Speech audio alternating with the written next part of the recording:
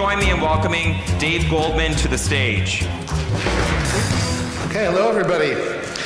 So today I wanted to first start by saying thanks to Ori, to Tom, to Molly for setting this up, because I've been thinking for a long time Israel is a center of excellence when it comes to all technologies XR related. Oops, thanks. And so it's really good that we get this off to a good start. And I want to talk about the state of smart glasses today, some of the challenges that we have on the hardware side, and specifically I want to focus on optics, since that's LUMUS's, that's our tough key, that's our role here. We are a optics company. We build the transparent displays that actually are currently being used in HMDs and smart glasses, as well as are going to be used in future consumer products that come to the market. So first we're going to talk about the dream, what everybody wants. Then we're going to look at the reality. We're going to talk a little bit about how hardware is hard, the landscape, and I want to do this by looking at various optics solutions. And then finally, we're going to talk about the race to the consumer market. So what does everybody want? I think everybody knows what everybody wants. We want what I'm wearing. We want a pair of Ray-Bans. It has to have a very big field of view, which is your active area. It has to be completely transparent. It has to offer high performance in terms of the clarity of the picture. And we also want image uniformity, and we want long battery life. So it's a long laundry list of wants. But I like to call this HR. The reality is, and Carl Gutag, who's an industry blogger, you guys should all follow him, he says this. He says every tier 1 company starts off with the Ray-Ban Wayfarer glasses and ends up with the HoloLens. By the time you add in all the sensors, the slam tracking, the extra cameras, what you're looking at is something that is heavier and bulkier than what you started out with. And there's a reason for that. There was about 5 minutes where the tier 1s talked about pulling back on the field of view, but since the Magic Leap 1 came out, we see that they're back to, and it's 50-degree field of view, and they say it's not big enough. They're back to pursuing a very high field of view, which is a key parameter. So there's unfortunately no Moore's law when it comes to optics. We're working against physics. It's not like we can be iterative every 2 months and come out with a new product. We're working against, in some cases, some serious obstacles. Because of the strict NDAs that we have with the companies that are building smart glasses and perhaps using our optics, I can't tell you specifically any plans that they have, but I can tell you they've spent hundreds of millions of dollars on optics before realizing that they hit a brick wall, and then they needed to change their course. So, by the way, did anybody see the movie A Beautiful Mind? No? Well, anyway, this is what it looks like inside every one of our optics developers' offices on the whiteboard. This stuff is hard. It's not simple. What's challenging about smart glasses is that you need to actually get a display that comes from someplace either above or from the side of your eye into the eye, and it needs to have a high performance, bright color, transparent, a wide field of view, and all of this has to be within a compact form factor that you would actually feel comfortable and want to wear on your face. So that's not a trivial challenge. You've probably seen some version of this slide before, but what I think is really key is the use case sort of dictates the hardware as well. When we're talking about the enterprise, we're talking about ease of use. We want to be able to wear our glasses and wear something like the HoloLens over them. So it's not as concerned about the form factor. But when we talk about the consumer, what we're looking at is, somebody once said, the face is sacred space. So it's not just a mechanical challenge, and it's not just a software challenge, it's a fashion challenge, and that's not simple. So if we map some of the devices to some of the previous continuum that we saw, we're all familiar with ARKit and ARCore, and then you sort of have what I like to call assisted reality. This is Google Glass, this is Focals, which just recently announced from what was formerly Thalmic Labs. Vuzix Blade, So there you have actually something that approaches a wearable in terms of you might want to wear it technology, but the trade-off is on the field of view.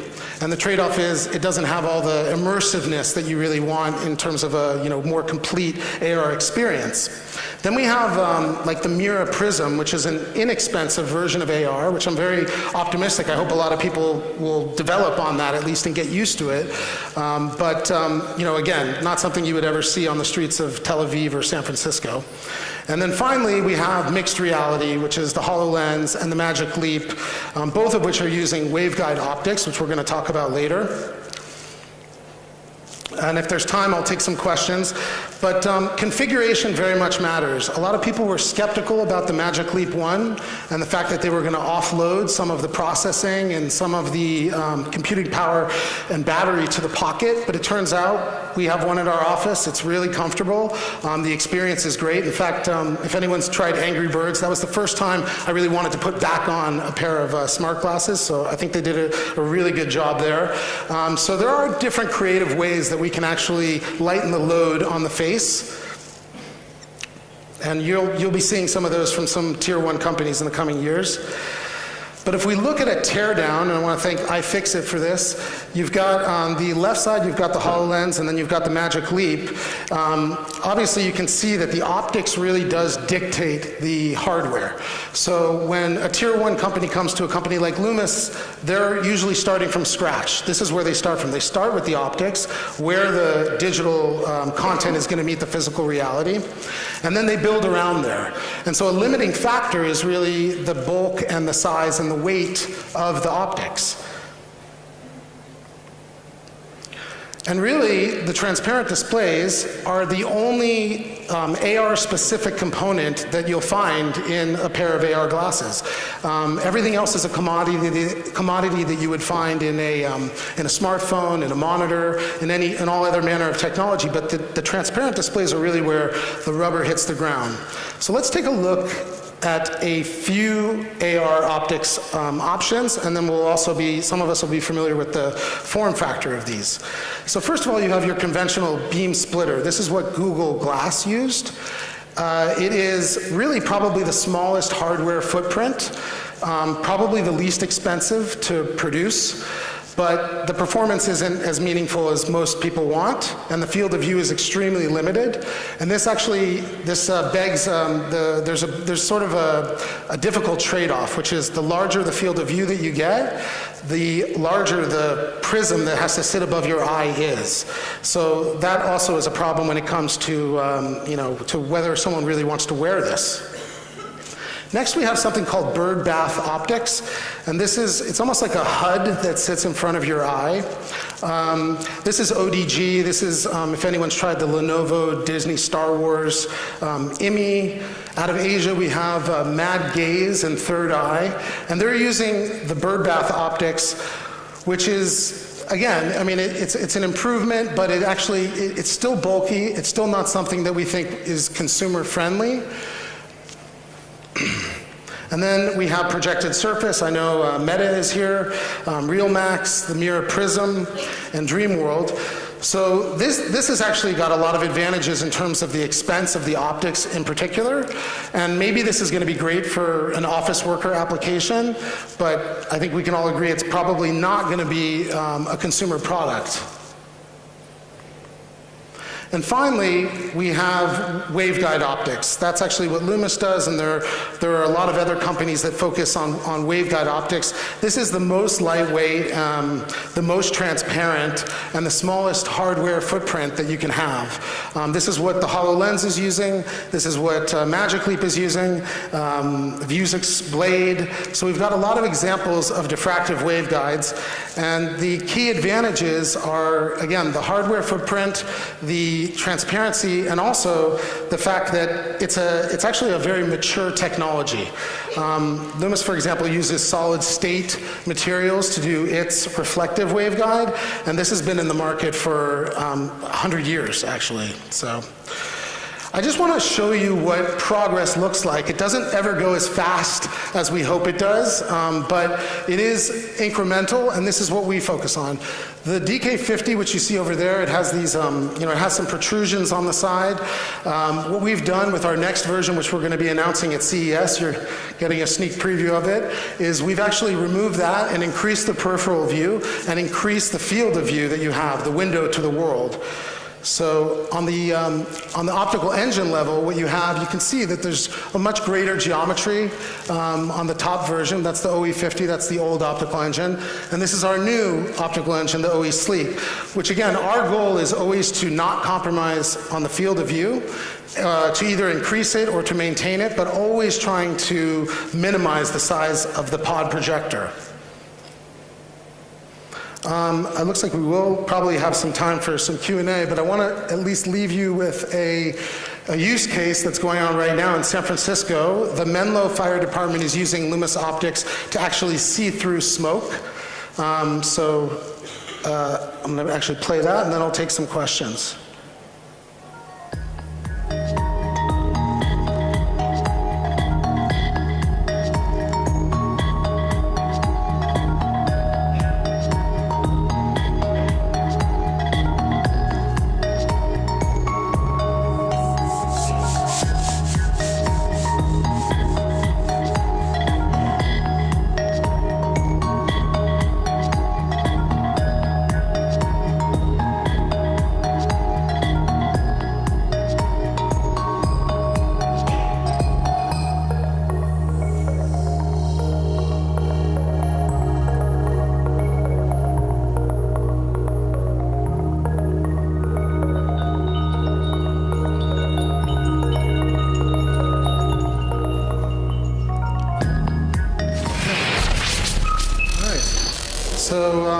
If anyone has any questions, I'm happy to take them at the time, or looks like I saved you some time. Tom? Any questions? Let's bring up Slido. Anything? Could a camera preserving the real world and a normal on-eye screen can be a better solution than the see-through screen your glasses has? I don't know if you're talking about pass-through VR, but yeah, I mean, certainly there are companies that are doing this. I think they call themselves mixed reality. And in some cases, for example, I know tanks are using that technology, and they don't even have to actually have any exposure to the world. But when it comes to a consumer product, you still don't have quite the same situational awareness that you would have with transparent displays. What are the costs? Right. So obviously, this is this has to do with the volume. I think we're all seeing that the big numbers are at least 3 years away when we're going to be able to drive down costs. But I know LUMUS and some of the other waveguide companies have partnered with Taiwanese ODMs. In our case, we've partnered with Quanta, and that they've actually built a production facility to mass produce in the millions our optics. So when the consumer market is ready, we're going to have a very aggressive price point. What field of view do you expect in 2019? So I assume, I can speak for LUMUS specifically. I can't really speak for any other company. I mean, right now we have among the highest field of view. We have 40, we've achieved as high as 55 degrees. That is without any cheating on the sides, like that's 100% overlap. And we're actually going to be pushing past 55 in 2019, so hopefully somewhere around 60 degrees. What temperature range do they operate in? That's maybe not a question that I can answer. I mean, I can tell you that Quake Technologies used our optics, but it's protected by the firefighter and first responder mask. So there are certain tolerances. I'd have to probably get back to you on that, so approach me afterwards at our booth. Does it work with people who already wear glasses? So there are actually two solutions to prescription. We've worked with a company called Essilor, you might have heard of. They're the largest lens company in the world, to have an RX version eventually of our optics. In addition, right now if you come to our booth, we have clip-ins that function for most prescription numbers, not stigmatisms. But that's a famous question is, I just had LASIK surgery. Why do I want to wear glasses now? And the answer to that question is, if you offer enough value, then we presume even people that have had corrective surgery will want to wear AR glasses. What exactly limits the field of view overall in smart glasses? Well, it depends on the optics solution. If you're talking about a really, really small optics like what you see in Google Glass, so again, in theory, you could have a 50-degree field of view, but you'd have something resembling a Rubik's Cube over your eye. If you're using Waveguide Optics, where we've actually sort of sliced that prism and angled it inside the lens, it's a 1.6 millimeters thin, and it's a challenge, but there aren't really limits in terms of field of view for us beyond, I would say form factor challenges. You do have to increase the size of the pod when you usually have a larger field of view. What are the challenges to make a full field of view? So when it comes to a full field of view, I think there are a couple ways of looking at this. If you look at something like the HoloLens, which fits over your glasses, the advantage is that you have full peripheral vision, right? Even if you're not overlaying digital content, you have this openness and this immersive feeling. When you build a glasses form factor where the projection is coming, from the side, inevitably you have a trade-off, which is that some of your peripheral vision is going to be cut off. So I think when we're talking about our window to the world, that's, it's in some ways easier to do a top-down approach to create a more immersive experience. What about the light field technology claimed by Magic Leap? So I'm pretty sure light field technology with regard to Magic Leap, although I'm not, they're here, I'll let them speak for themselves, has to do more with the fact that they're attacking the multifocal challenge, which is something called vergence accommodations conflict. It has to do with, your ability to keep things in focus the way the natural eye works. So if I put my finger, in front of me, everybody out here is out of focus, but my finger's in focus. And likewise, if I look at you, then my finger becomes out of focus. Now, Magic Leap does have a solution for that, and I'm pretty sure that's what they mean, because as far as what we see from the teardown, they're using diffractive waveguides. Another thing about diffractive waveguides that's different than the reflective waveguides of LUMUS is they actually have to have separate waveguides for each color. So red, green, blue.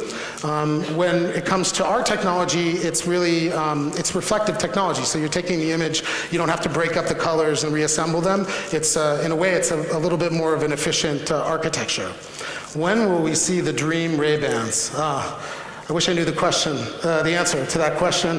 I think that here's how I look at it. I'm very, very bullish on consumer AR glasses. I'm not one of these people that thinks in 3 years we're going to replace our cell phone with them. I think what you're going to see is you're going to use the processing power of your phone, and it's almost going to be like a peripheral. You'll wear the glasses, and it'll be either an extension of your display or a replacement of the display of your cell phone. Because I think we're all pretty tired of just having, the little black mirror to operate from. So I would say before you see millions of Ray-Ban-like devices, it wouldn't be before 10 years. That's according to me. I don't know, we'd have to take a vote. Does outdoor use work with your technology? Yes. That's one of the actually differentiations between LUMUS and some of the other optics companies. We have probably the brightest image. Our technology was originally developed for fighter pilots for whom it's always a sunny day above the clouds. So we use a very, very bright image, I think up to 9,000 nits. And so that means that we're daylight readable. You can take our stuff outside, as several in the industry have, and you can actually get a very, very good quality experience. In 3 years, who do you think will be the primary LUMUS users? In 3 years, I would say it would probably still be, it would be a balance somewhere between enterprise. I don't know if you guys are familiar with Daiquiri. They already use our optics. So you have the industrial side, and then we're going to start seeing consumer devices that use our, I can't exactly say more about that, but I think that within 3 years, you'll probably have 1 million units that are using LUMUS optics. Oh, that's it. Okay, time's up. Thank you very much. Thank you.